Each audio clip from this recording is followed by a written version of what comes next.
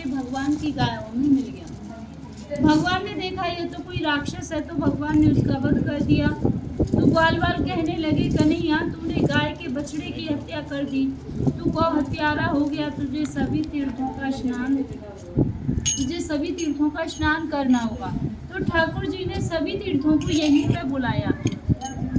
बाहर एक कुआं है सामने, उसे अपनी बंसी से प्रकट किया, उसमें विराजमान हुए। बैठ जाइए, पीछे बैठ के सुनो। उसमें विराजमान हुए तो सभी तीर्थों ने अपना रूप धर के भगवान को स्नान कराया। जब भगवान की स्तुति हुई थी तो इस कुएं में सभी तीर्थों का जल है। जब कभी भी सोमवती अमावस्या होती है तो उस दिन इस कुएं का जल सफेद हो जाता है। जिन माता बहनों के संतान नहीं होती हो, गर्भ खंडित हो जाते हो, तो वो यहाँ आके इस कुएं पे स्नान करें, इस मंदिर में मनोकामना बोलें तो उन्हें संतान की प्राप्ति होती है। दूसरी लीला है राधा कृष्ण के विवाह की, जो कि बहुत से भक्तों को नहीं पता कि राधा कृष्ण की शादी हुई है। पता इसलिए नहीं है क्योंकि ज़्यादातर भक्त भागवत सुनते हैं और भागवत में इसके बारे में कोई जानकारी नहीं आती, क्योंकि भागवत में राधा रानी का नाम नहीं आता। हमारे 18 पुराण हैं, उनमें से एक आता है ब्रह्म वैवर्त पुराण। इसमें दिया हुआ है कि राधा कृष्ण की शादी इसी स्थान पर ब्रह्मा जी ने कराई और ब्रह्मा जी ने ही कन्यादान किया था।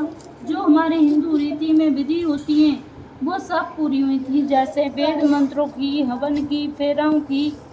तो लास्ट में विधि होती है मांग में सिंदूर भरने की।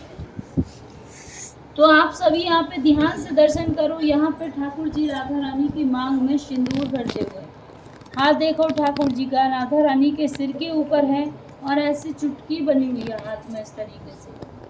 ये पूरे विश्व का एक ही मंदिर है जो भगवान के ऐसे अद्भुत शादी के दर्शन यहाँ भांडीर वन में होते हैं।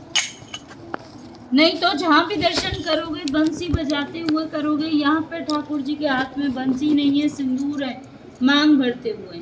सिंदूर भरने के बाद में जैसे ही विवाह तीसरी लीला है, एक दिन राधे कृष्ण इसी भांडीर वन में भ्रमण कर रहे थे तो कन्हैया जी कहने लगे, हे राधे, ये हमारा तुम्हारा निकुंज वन है, हमारी तुम्हारी कुंजों की लीला हुई है, इसलिए आज इस वन को प्रसन्न होकर वरदान देता हूँ, जो भक्त यहाँ आएगा और इस कुएं पे आचमन करेगा तो उसे 14 अवतार के दर्शनों का फल प्राप्त होगा। कुआं पे स्नान करेगा तो उसके जाने अनजाने के जितने भी पाप हैं सब नष्ट हो जाएंगे। मंदिर में बैठ के कोई मनोकामना बोलेगा तो उसकी मनोकामनाओं को पूरी करूँगा।